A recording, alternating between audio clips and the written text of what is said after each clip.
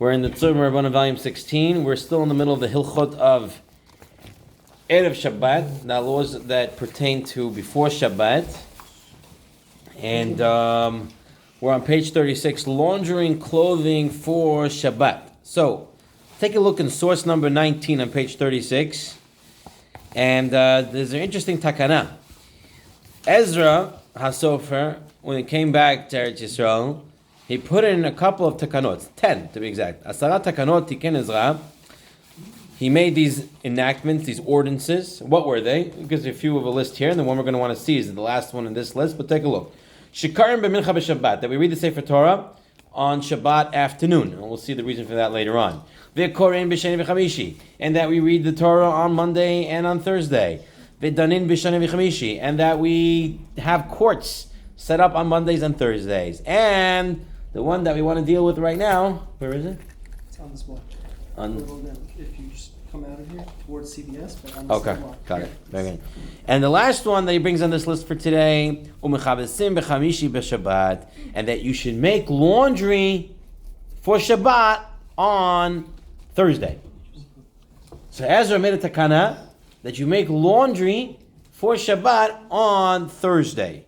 Why was that? So Rashi in source 20 says, why do we make the laundry on Thursday?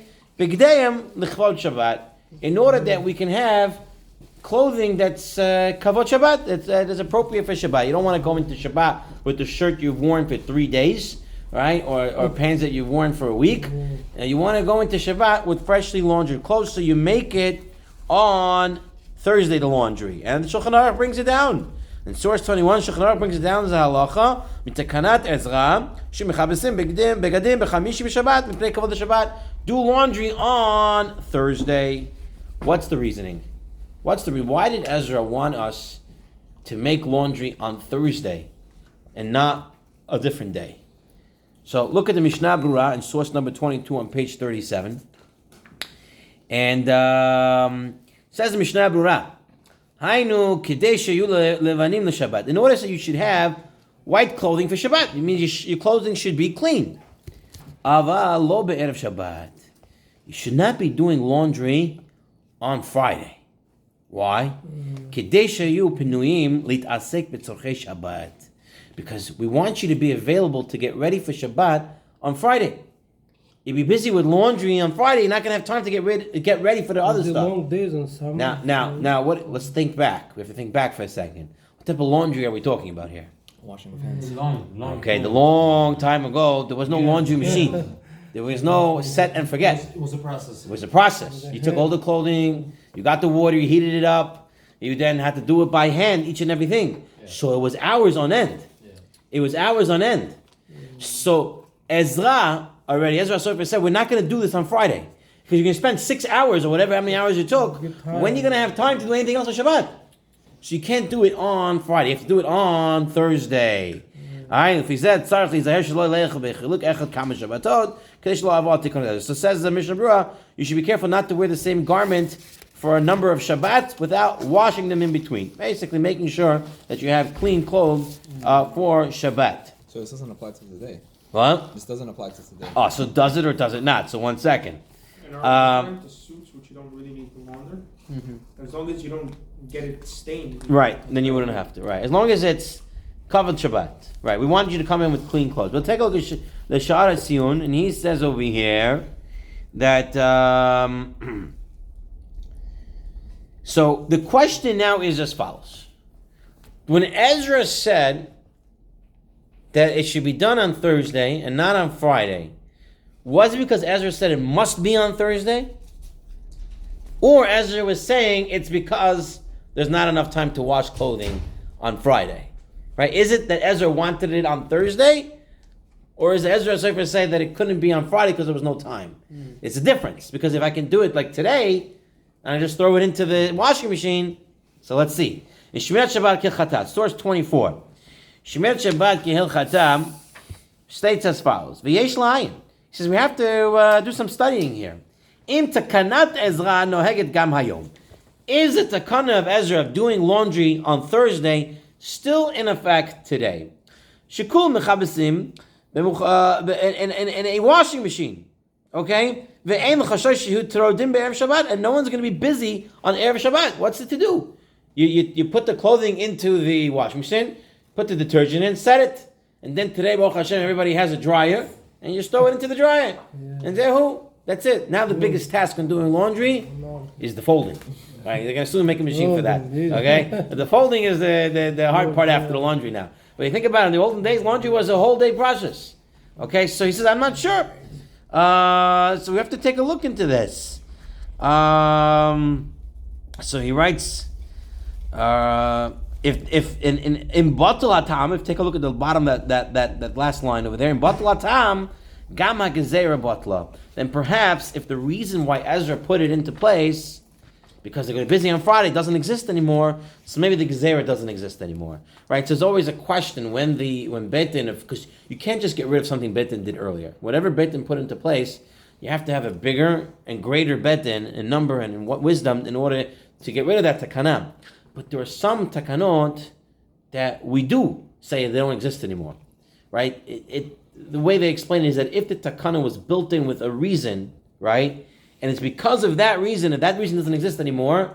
Let's say for one of those big examples was there was a period that you couldn't drink any water that was uncovered, not under the bed, uncovered, right? Because there was snake venom. Snake venom goes inside, okay? But what about today when you live in places where there's no snakes and no snake venoms? So today everybody is okay. If I keep my cup of water and I turn around, I come back, I can drink it. Right? That sakana doesn't exist anymore. So that gezerah that they put in for that doesn't exist anymore. So that's what the Shmirat Shabbat Kehilchata wants to say here, is that this reasoning, that being so busy on Friday because of laundry, doesn't exist anymore. And if you take a look at source 25 on page 38, this is the Halichot Olam, this is Chacham Ovadia, and he writes also, he says everybody today is using a laundry machine, which is electric, right? And you don't have to waste a lot of time with it. Nira shemuter lechabes Erev Shabbat. So it seems like it's going to be permissible to do it on Erev Shabbat, to do laundry. But says Chacham Ovadia, Mikol Malkam, Hanochan Lahaktim, it's better to do it earlier on Friday. Don't do it last minute on Friday when everybody's running around like a chicken without a head. Rather do it early in the morning. In order this way, you'll have the ability to do what you need on Erev Shabbat. Okay? So comes out halacha l'maaseh for us that you could do laundry on Friday. Just do it early in the day. Don't wait for the end of the day. Before we move on, there's a nice, beautiful, like pinkish purple box on the top of page 38. This is the author of the Shmirat Shabbat Kehilchata, Rabbi Yeshua Neuwirth. Okay? And he writes a Shmirat Shabbat Kehilchata. If you look through the whole thing, it's very interesting. You can read about it. But he lived during the times of World War II. And at one point he was hiding in Amsterdam, and he only had a few Sfarim, like 3 Sfarim. He had a Masechah Ketubot, he had the 3rd volume of Mishnah Berurah, and they had the Kitzur Shulchan Aruch.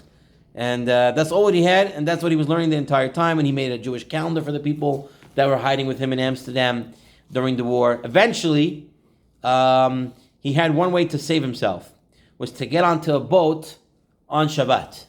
Remember we spoke about getting on a boat on Shabbat? Right, but for saving you're definitely allowed, right? Koch nefesh. But Rav Neuwirth felt, Yeshua Neuwirth felt at that time that since he has to be Mechalel Shabbat in order to save himself, he has to do something L'chvod Shabbat Kodesh. He has to do something in honor of Shabbat. So that's why he set himself to write the Sefer Shmirat Shabbat Kehilchata. And it's a Sefer that became very popular. It's used all over, and there's many editions of it that came out.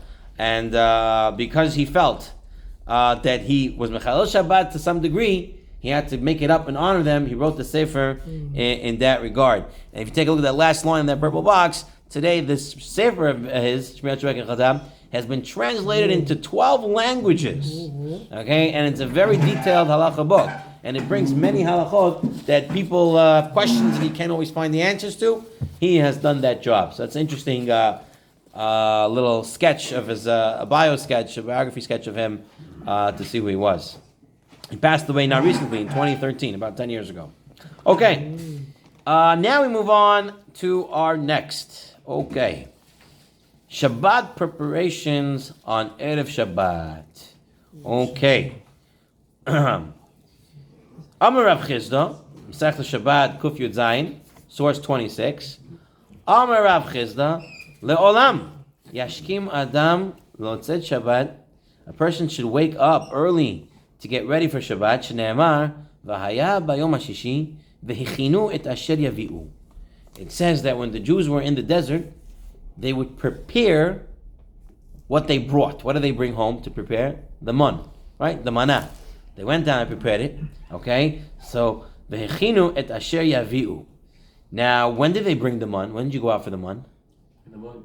In the morning. Double portion. Bashat haba'ah hachana, says Rashi in source 27. When they brought it, that's when they prepared. V'haba'ah b'hashkamahi.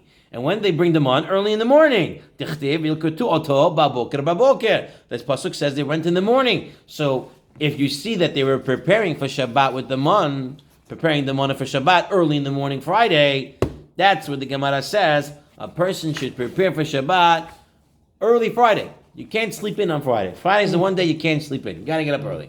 Okay? And the Shulchan Aruch brings it as halakha in source 28. Shulchan Aruch says, Yashkim babukar b'yom shishi la'achin tzarchei Shabbat. Person has to wake up early, Erev Shabbat.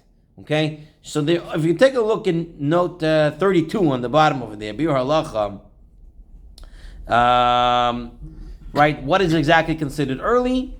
Right? Perhaps the end of the third halachic hour, 3 hours into the day. There are those who ask, who has to wake up early? If we have a teenager in the house that doesn't do anything, right? So why is he waking up early? What Shabbat preparations is he doing, right?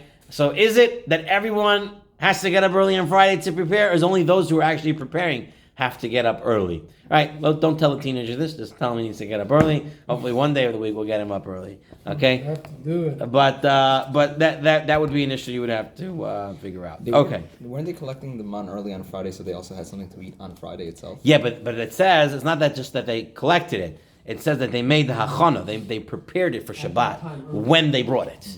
Right? So the fact that they were already preparing it when they brought it, that shows you prepare early. Everyone remembers your grandmother's, mothers, right? And the night before already, Shabbat morning, Friday morning, you can remember already everything was cooking. You smell the chalpat coming already. Everything was fresh. Bibi, Samarkand, 3 in the morning. I know. My baby was also from Samarkand. She was up early in the morning, already preparing the whole thing for Shabbat. But the question is, the month there is no any preparation for them.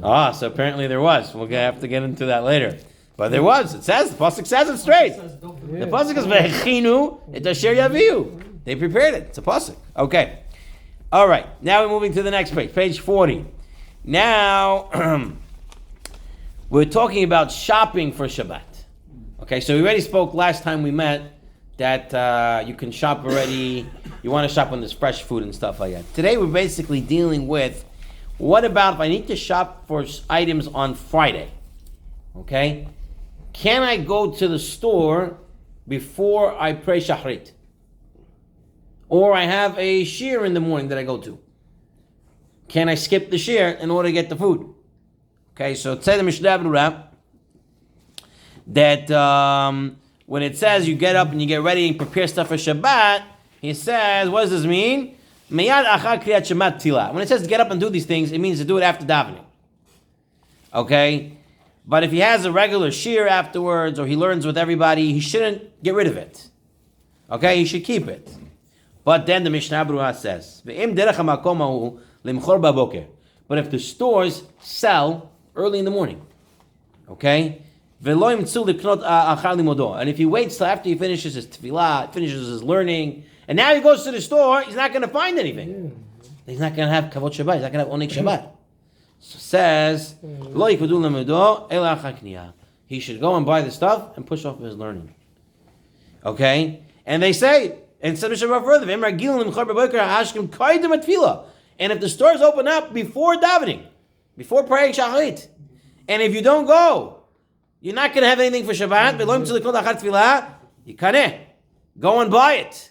And then afterwards you can go daven. Says Mishnah Berurah. Right? But what he should do is record Kriyat Shema. He should read Kriyat Shema, Sibirkot HaShachar, say some of the stuff, so he's not just going for himself. But he says it's not usher because you're doing your own things, because you're not doing your own things. Buying for Shabbat, You're doing it l'shem shemayim. You're buying it because Hashem said you need food for Shabbat. It's not I'm buying it for my own food to eat. I'm buying for Shabbat. So it comes out, the Mishnah Berurah says that technically, if you're going to go to a store, they're not going to have left. They're not going to have stuff for you, right? You guys here in Regal Park, you have the bakeries here, all the Pioshkas are available. Close by. But if you go to the 5 towns, you have one store that sells, and if you come late, you get out. You're not going to have it anymore. So you have to. Mr. Shabbat is applicable. Maybe I have to go there. All right. Why? You can get challah. You don't need Us, some people are looking at challah on Shabbat. even if it's for enhancement of Oneg Shabbat. Yeah, everything. Yeah, the whole Shabbat is Oneg Shabbat. The whole Shabbat. Mm-hmm. Yeah. Meaning you could get other types, but it's Yeah. not. If this is going to make your Oneg Shabbat, it doesn't make we don't make a differentiation. Says the Shmirat Shabbat Kilchata on source 30, page 41. He says even better. He says over here that it's better to make purchases on Friday than on Thursday, because on Friday it's for sure looks like you're buying it for Shabbat. Okay, but we already talked about this. That first of all, and second of all, here's another thing. If you're going to buy meats and fishes and stuff like that, it takes time to prepare. You don't want to wait till Friday to buy it and then come home. It's going to be late. So he makes that exception. He says those stuff perhaps you could buy beforehand. We talked about also that Fridays can be, very busy in the supermarkets, and you want to beat that rush and stuff like that. So that would also be okay. The best thing is when you buy it to say, Zeh Kavod Shabbat, this is for Kavod Shabbat, and this way you know why you're getting it. But technically, if you can do it on Friday, and without losing from anything else, then also good. Maybe you can buy 1 or 2 things on Friday if you live close by to a store. But the Yalkut Yosef, it's not in your books, but the Yalkut Yosef says over here that in the winter, it's always better to do it earlier. Don't in the winter, because it's short Fridays, how you buy it, get this, that, it's going to be too late. So you have to pay attention what we're doing. All right, comes to another inyan, another idea when it comes to Erev Shabbat. This inyan people love. What's this one? Tasting the Shabbat foods. Okay? Right? Let's see.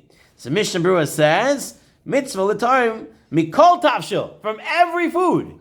It's a mitzvah to eat from every food. Be'erev Shabbat, on Erev Shabbat. Why? He says, kidei liteknan yafek kohogan, in order to make the food better.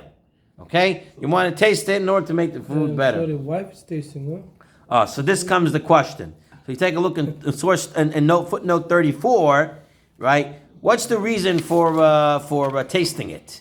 Is it really just to check it, or the Mishnah Berurah then brings a Shulchan Shlomo that says the Tamei b'Shabbat, anyone who tastes it on Shabbat, food for Shabbat on Erev Shabbat, it's a mitzvah.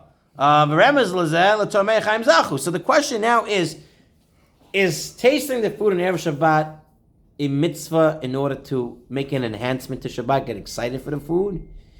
Or is the mitzvah really just to fix it up? Because if it's just to fix it up, Add more salt. so then it's the chef or the cook should be doing it. Not everybody else. Or anybody who can input. But not every person in the family has to come and try it. But at that time, everything's be gone. Right? Or is there a mitzvah of showing kavod and honor and respect? If that's the case, then everyone should taste it. Right? That's what he gets him to know in footnote 34. All right, everybody should try it, right? Nothing less. All right, you take a look at that second to last line in source 30 and the footnote 34. While the second explanation would encourage every member to taste the dishes, right? If you're doing it as the mitzvah of tasting food, then maybe everybody should do it. But it should be an Indian. People should taste the food, make sure it's good. How about on a fast day?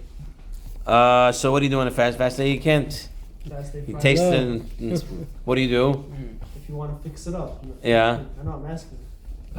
So there's only one fast day that's really on Friday. That's not All right, Sarah Tevet. Can you taste it or not? I don't know offhand. I have to double check. Perhaps you can. I'll have to go back. I don't know. We have to check. Okay. Now comes another interesting point over here on page 42.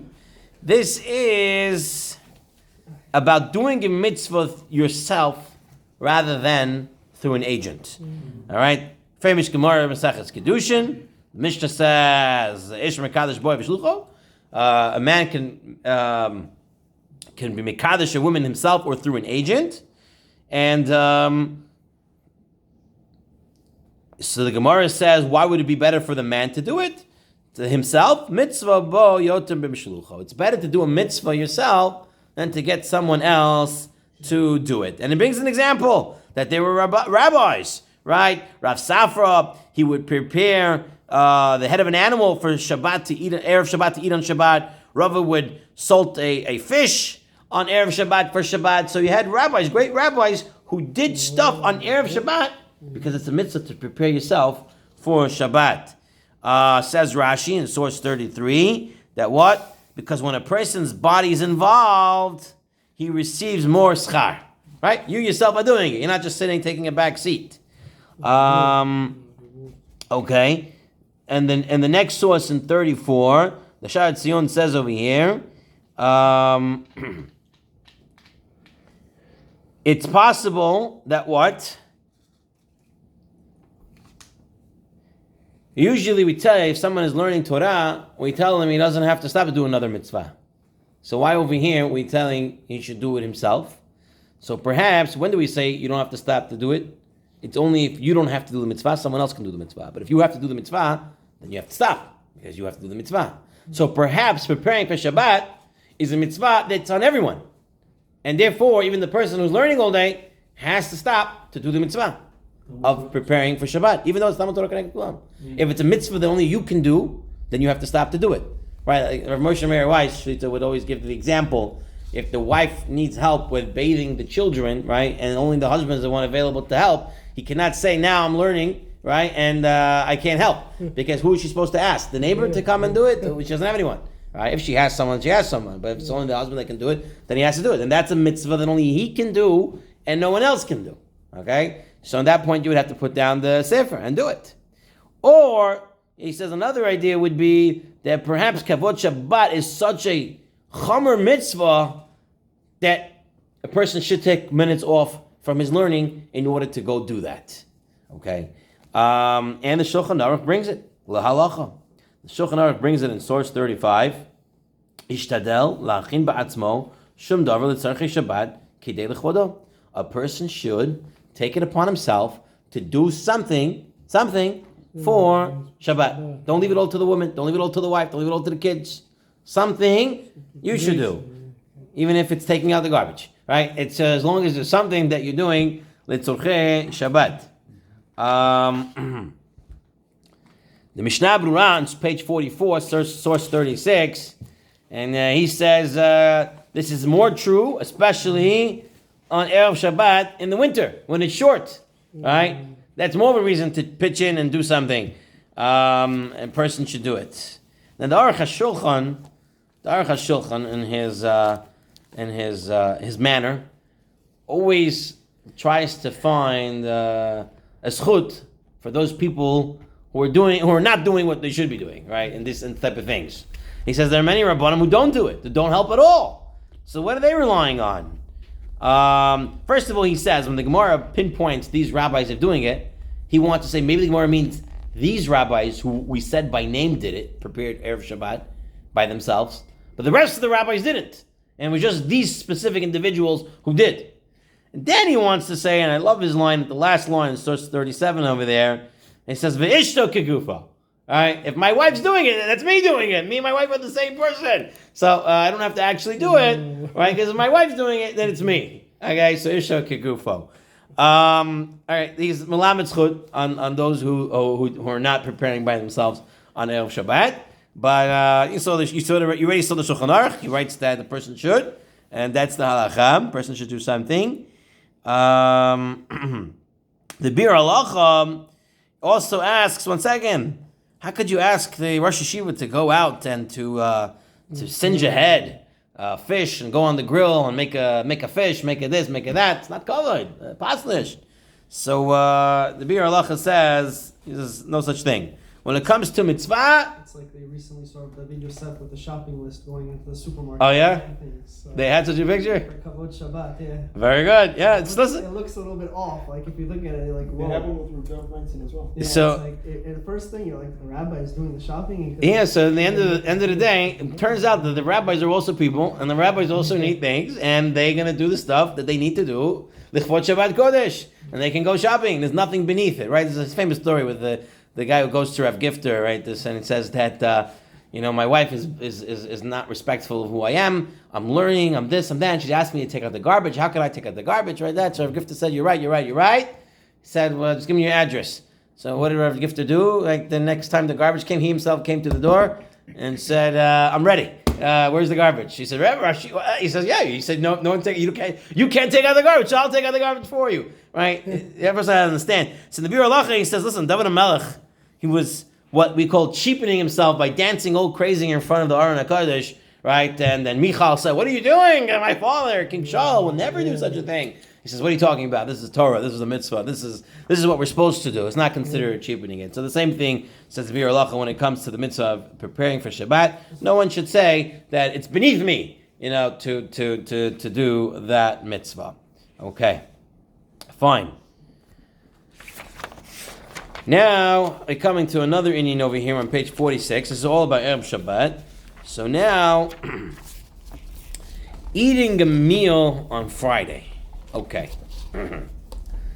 So we want to come into Shabbat wanting to eat on Shabbat.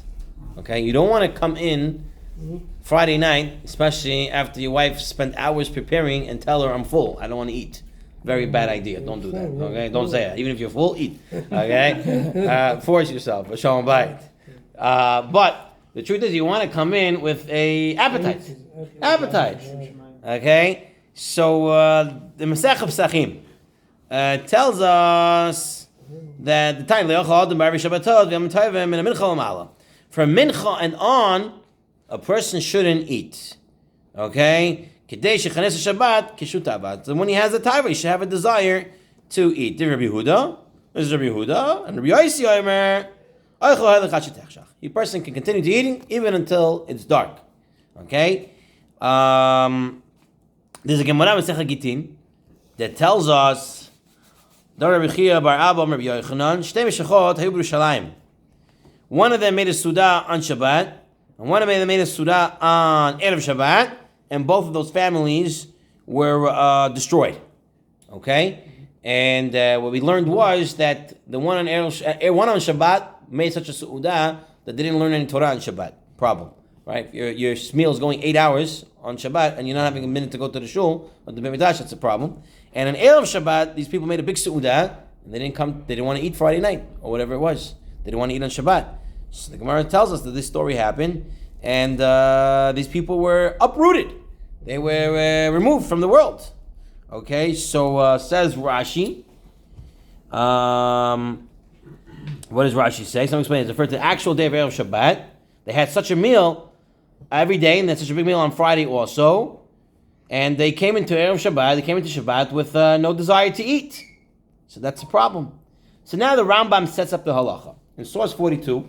The Rambam says, "Asur likvoa seuda umishteh be'erev Shabbat nipnei kavod haShabbat." You're not allowed to prepare a feast on Erev Shabbat. No feasting. Asr. And you see, he doesn't say a time frame from it. He doesn't say after Mincha. It says, Asr, l'kvor su'udah, u'mishteh, be'erev Shabbat, u'nikvor Shabbat.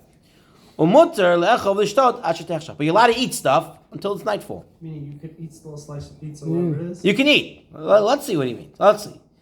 V'afu pikein, mechavod Shabbat, so a person should stay away, min ha'mincha v'lamala, min l'kvor su'udah.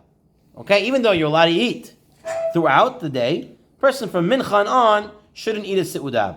The person should come into Shabbat with desire to eat. The Maggid Mishnah explaining the Rambam.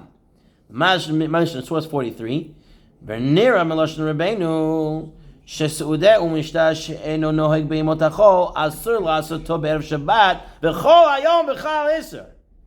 Okay, the whole day is asur to make a seudah on Erev Shabbat that it's not a normal meal. Meaning, if you usually eat breakfast, and it's a yogurt, whatever it is, a couple of small things, and then on Friday, early in the morning, you want to make a lavish meal, asur. What if it's a breed? So I'm getting to the mitzvah. We're getting to the mitzvah in a second. So that mitzvah we'll deal with in a minute. Well, usually you have an extra meal during the weekdays. On Shabbat, you kind of skip it because of the... Just this part from the Rambam, the Magmashah right now. Right now what we said is that anytime during Erev Shabbat, anytime on Friday, you're not allowed to make a big meal, even if it's in the morning. A bigger meal than you usually eat. If you usually eat such a meal, that's fine. Okay? If you okay, to eat and drink without establishing a meal, less than you usually eat, that you're allowed to do the entire day. So you want to have a snack. Some people want slices of snack. That you can do the whole day. But to eat a regular meal that you eat a regular day, it's a mitzvah. It's not asur, but it's a mitzvah to stay away from that from 9.5 hours into the day. Okay? Metesha sha'ot v'lamala. So for mincha ketano. So for mincha ketano, 9.5 hours into the day, right? So if you're talking about a 6 to 6 day, so at 3:30, right? You would stop if Shabbat comes in at 6, right? Morning was 6, Shabbat comes 6. So at 3:30, that's to be the time you stop eating your regular seudah as a mitzvah. It's not also to eat, but it's a mitzvah to stop from there. Because we really pass on like Bishavar Rabbeinu, because Rambam says Dafagav the Kamilan Kirby Yosi the Maroich V'Holach Hashitechshach Dafka B'Lei Kfiyas Suda Keiner Eli Dat Rabbeinu V'Nochon Hu. So you take a look. If you take a look at that brown box over there, that beige brown box, he brings the Rambam the 3 categories over here the way we explain according to Maggid Mishnah. Number 1, an exceptionally large meal, more than one's regular meal, asur all day. A regular meal, you should stay away from it after 9.5 hours into the day. Snacks and a small meal, a person is allowed to eat at any time of the day. And the Shulchan Aruch, Paskins like the Rambam. Let's take a look at the Shulchan Aruch and I'll take your question. So he says over here, what? Okay, even if it's a Sudat Erisin, now that's an engagement, so it's not entirely mitzvah, that has to be done at that time. If they kavod the Shabbat, she does Shabbat kishu ta'av le'achol. V'chol yom b'chal yeser. V'achol yishtab li kavod suda. Filu suda shiragel b'chol. Kol yom mutal atchum minadin. Of mitzvah lemnim l'kvod suda shenoig ba b'chol mitesha sha'ot v'lemala. Okay? You had a question, Minatan? Yeah, so for me personally, for example, during the week I don't have time to eat breakfast, so I usually just grab a granola bar to go, that's it, that's my breakfast. Friday I'm off from yeshiva, so I have time to eat.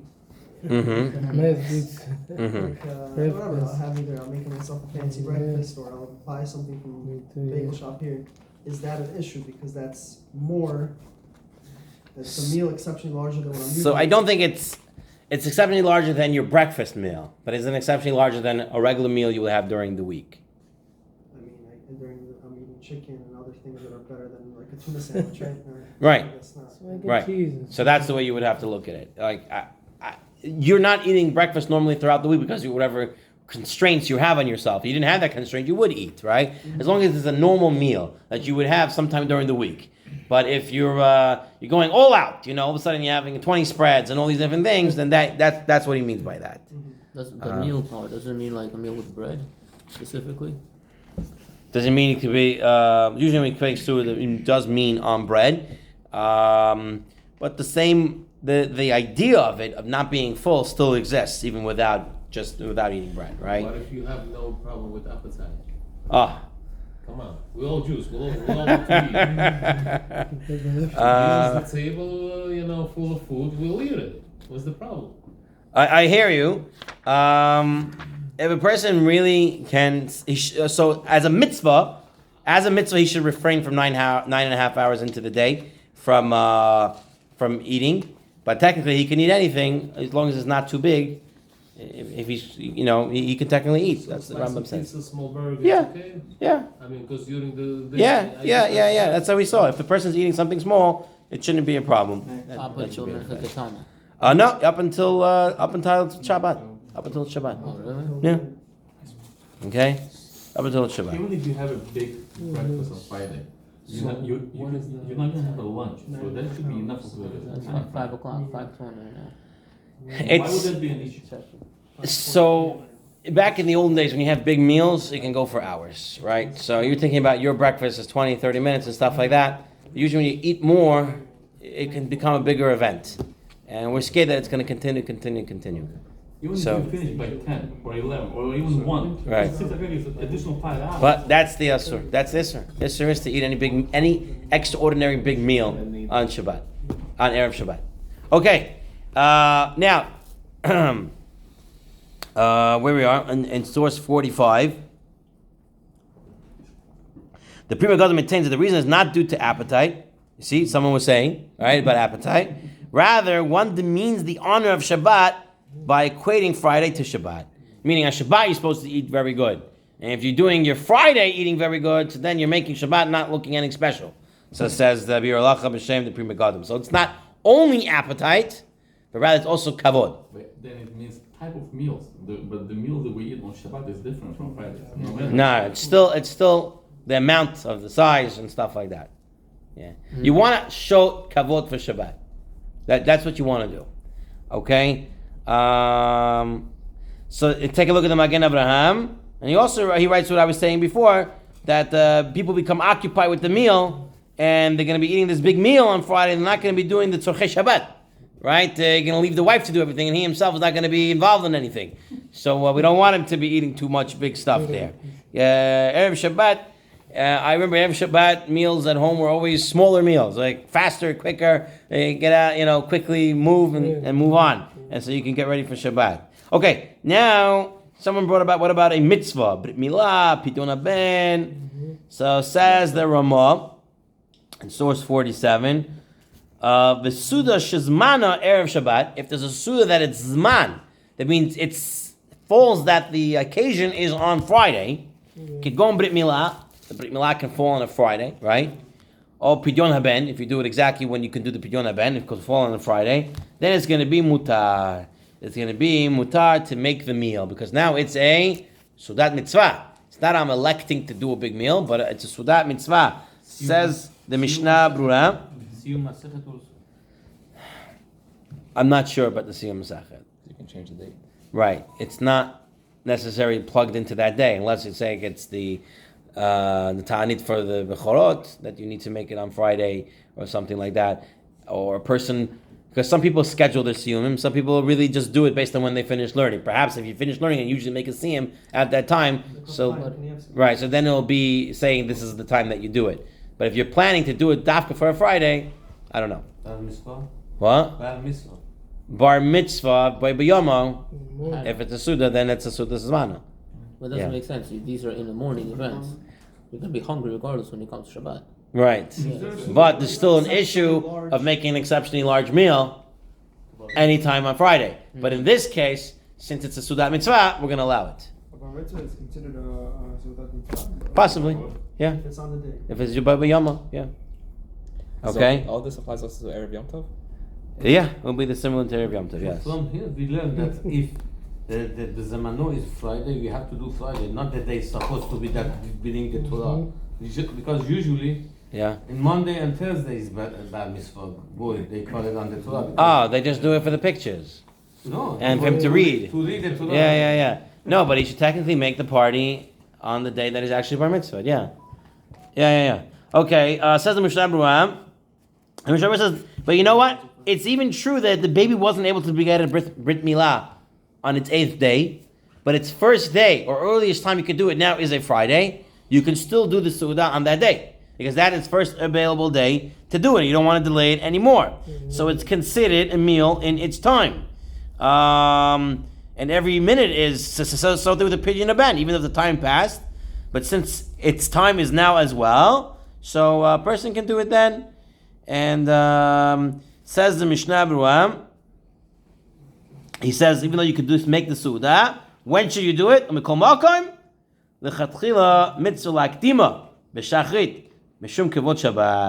Person should really do it before, early in the morning. Don't do it in the afternoon. Okay, a person should do it early in the morning and make the Su'udah. But b'di avad, person can technically do it even afterwards, because he's allowed to make that meal on that day.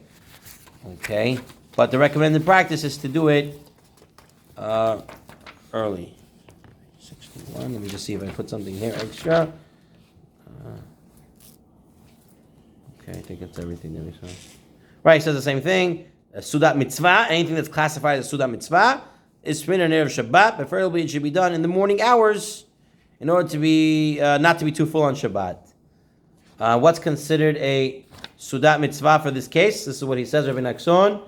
A meal in honor of a Pidyon Haben. Okay? A meal that's in honor of a Hatan and Kala. Sheva brachot. A bar mitzvah,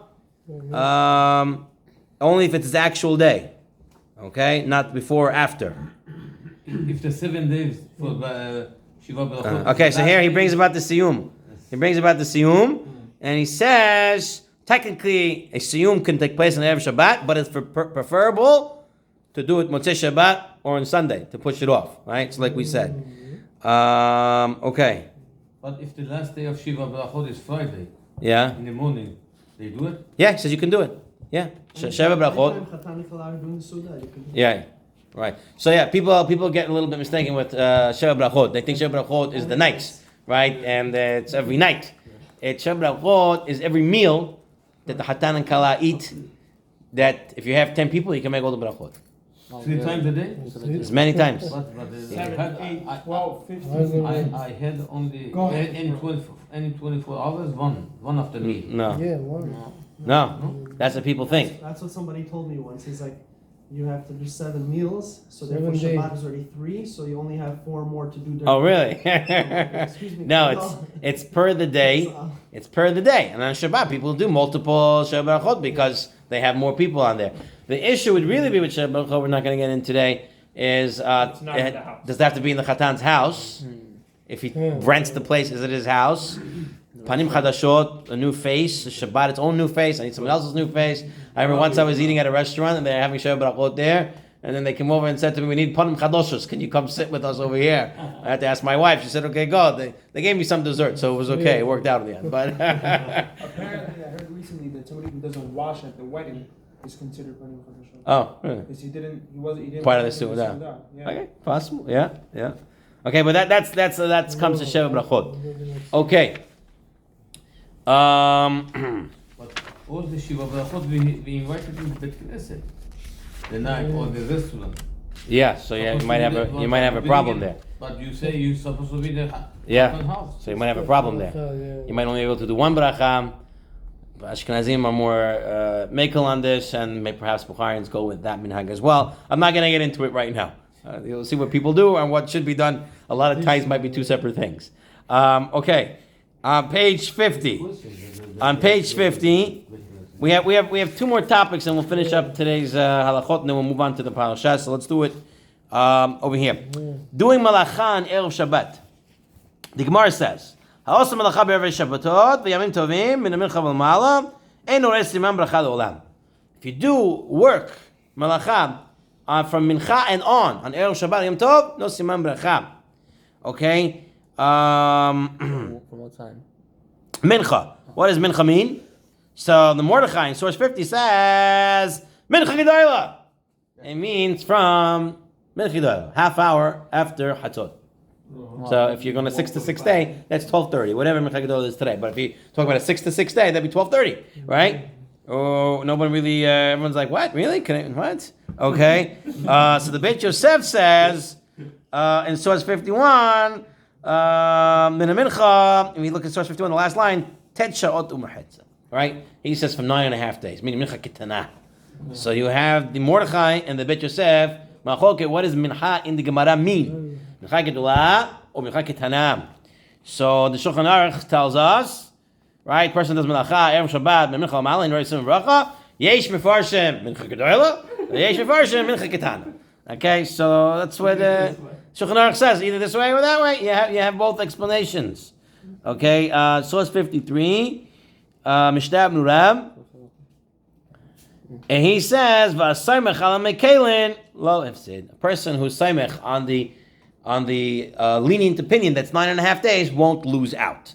Okay, so the Mishnah Berurah says you can rely on the opinion 9.5 hours into the day that you can't do the melacha. And now here comes the exceptions. So what? This only says the Ramah if he does the melacha as a derech kevah, his real way of doing it, right, in a fixed manner. But if he does it arai, the fisha'ah, something he just has to do, he's not sitting down to do a big job. He's just doing something just to get it done, right? So this would not be a problem. Okay, Yalkut Yosef, source 55, says the same thing. To sit down and write a letter, even though it's a malacha of writing, okay? And even it's 9.5 hours in, it's not Shabbat yet, but it's not something you're doing big. Sewing a button, fixing your garment. Today might not be so simple fixing a garment. Nobody knows how to sew, so maybe that's going to be an issue. It'll take you hours on end to do it. But in the olden days where someone could just sew something for themselves, that wouldn't be a problem because it's not a big malacha. Going back to 54. Yeah. So I happen to be an electrician, so oftentimes I would call right before Shabbat. Hey, Right. How are you? You have a light switch that Yeah. burnt. So give me 1 second. You can see you can do it. Okay? In source 56, says the Shulchan Aruch, stuff that are necessary for Shabbat, l'takem begadav v'kela l'tzoreh Shabbat, mutar kol hayom. All day you're allowed to do it. If you need it for Shabbat, then you're allowed to do it. Okay? So the Mishnah Berurah writes as well that a barber, that you can go to him on Friday. And you give him payment because everybody knows you're doing it for Shabbat. Take a look at that box right after Mishnah Berurah, that brownish box. Based upon the guidelines given here, the Yalkut Yosef writes that an electrician, here you are, or the handyman would be permitted to get paid for important work done in someone else's home on Friday afternoon, right? Since it is clear that it's being done for Shabbat. Okay, so if the electrician is being called to someone's house late in the day, whatever it is, if it's for Shabbat, and he can get the job done, and he can do it, no problem, and take payment for it because everybody knows it's being done for Shabbat, and or the person has lights in his house for Shabbat. What about stores? Mishnah Berurah says that the commerce, right, buying and purchasing, is allowed to do on Friday as well, even after the time. But Penina Halacha tells us, Melamed says, even those stores that are open, they should make sure to close in time and they can get home and get ready for Shabbat as well. Okay, I remember living in Borough Park, we used to have a grocery store over there, that he would close the gate and then the door, he would close it halfway. And if you ever lived in Borough Park, you know the bells ring. I don't know, we used to have bells ringing here before Shabbat? No. So you used to have bells ringing, and during the bells ringing, 18 minutes before, and then that, still people coming in and out, buying stuff and stuff like that. Right? Who's closing up? So maybe if the Hispanic guy is closing up, it's a different story, right? But if the guy's closing up, so Baruch Hashem, a lot of the stores in the Five Towns area, they close about 2 hours before Shabbat it comes in, about 2 hours before. What's here also similar? About 2 hours before they close. You know you have to go. You go there and you get your stuff. Okay. Now the last topic on halacha for today is traveling on Erev Shabbat. Okay, so this is a big one. People always traveling. This is a Gemara tells us in source 60. A person should not travel on Erev Shabbat more than 7 parsot. That equals to about 7.5 miles. 3 parsot. Okay, 3 parsot. Okay, Megillah parsot. So that equals to 7.5 miles.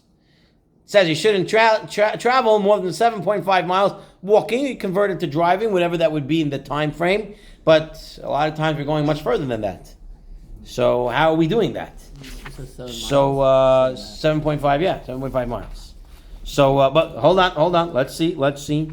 So the Shulchan Aruch tells us that that's the halacha. Why? כדי שיגיע לביתו בעוד יום גדול ויכול להכין צרכי סעודה לשבת בין שהולך לבית אחרים בין שהולך לביתו. ואם שולח להודיעם שהוא הולך שם לשבת מותר ללך כמה פרסיות בכל גבנה. Said the Shulchan Aruch, what's the reason? Back in the old days, there was no communication. Okay, you didn't have phones, you didn't have stuff. If you were going to go to someone's house, they didn't know you were coming. So if you come last minute, they didn't prepare for you. Okay? But, says the Shulchan Aruch, but if you send them a letter telling them, I'm going to come to you next week, so then you can leave and go more, because by the time you get there, you'll still have time. They'll know you're coming, so they'll prepare for you. Otherwise, when you come there, you have to prepare. So we don't want you to go so far on Shabbat, so you have time to prepare. But if they know you're coming, then you can technically go. Says Shmirat Shabbat Kilchata, Renewer says. In addition, he says, perhaps today, even if you don't tell them, Baruch Hashem, today people's kitchens are full, the wives make more food than anyone can eat, refrigerators are full, so even if you show up at somebody's house, he has what to feed you. So perhaps even if you didn't tell them, you can travel far. Right? People are ready nowadays. People have their pantries are full. Okay? Mishnah Berurah says, even though that there might be reasons why you're allowed to travel more than this amount today, a person should still be very careful. You don't want to leave at a time that you might end up having to be Chalal Shabbat because you left late, traffic and whatever it was. So you want to be careful about that.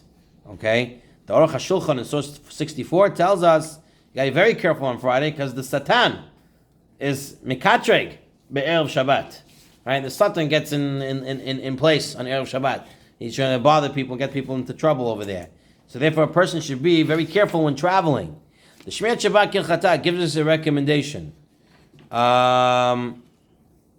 He writes, a person must plan his trip well and take into account the possibility of unanticipated complications so that he can arrive with time remaining. Rabbi David Heber over here in the Star K article writes that a person, take a look at the 1, 2, 3, 4 lines down in that source 66. Ideally, on page 56, ideally set aside double amount of time it normally takes for Friday travel into account possible bus or rail or mechanic, highway traffic jam, whatever it is. So David Haber is giving you a advice, double the time, and he says very nice lashon is Friday traffic. Because everybody knows that Friday traffic, for some reason, is very different than regular day traffic. Okay, so you have to double the time it takes on a Friday traffic. Okay, so if it takes me, for example, to go to my brother in Pomona from where I live in the Five Towns area, it takes me about an hour and a half. On Friday, I have to set myself at least 3 hours time. And a lot of times, it takes about 2.5 hours to get there, at least, because of the traffic on Friday. Okay, so that's what he brings in as an idea over here. We finished the halakha portion of this, but I just want you to take a look at page 58 from Joseph B. Soloveitchik, talking about Shabbat. He writes over there, it's not for the Shabbat that my heart aches. It is for the forgotten Erev Shabbat, said Soloveitchik. Okay? There are observing Jews, Shabbat observing Jews in America, but he writes, there are no Erev Shabbat Jews who go out to greet Shabbat in America. Right? A lot of people are last minute. They come home from work, boom, boom, boom, and they go to shul. Erev Shabbat is a whole process. You know, you do Shnai Mikra at that time. You get ready, you read the parasha, you prepare the table, you're at home, you're getting stuff done. Right? For this, he was saying, my heart aches. Unfortunately, it's crept into everywhere. People going to malls on Erev Shabbat, strolling around, buying things. That's not what Erev Shabbat was set up for. So, if you're going to your in-laws, so you don't have anything to do. You're on vacation. There's always what to do, Baruch Hashem. Yes, Farim. Actually, interesting, you mentioned that. Rav Shach, there's a story here from Rav Shach in source 70. Right? So Rav David Sutton brings a story from Rav Shach, page 58, source 70. He was once on the run in war-ravaged Europe. He was a guest in someone's home. He was learning Friday afternoon, right? Something to do. And he heard the baby cry. So he went into the room. He's learning, by the way, and he went to the room to take the baby. Just pay attention.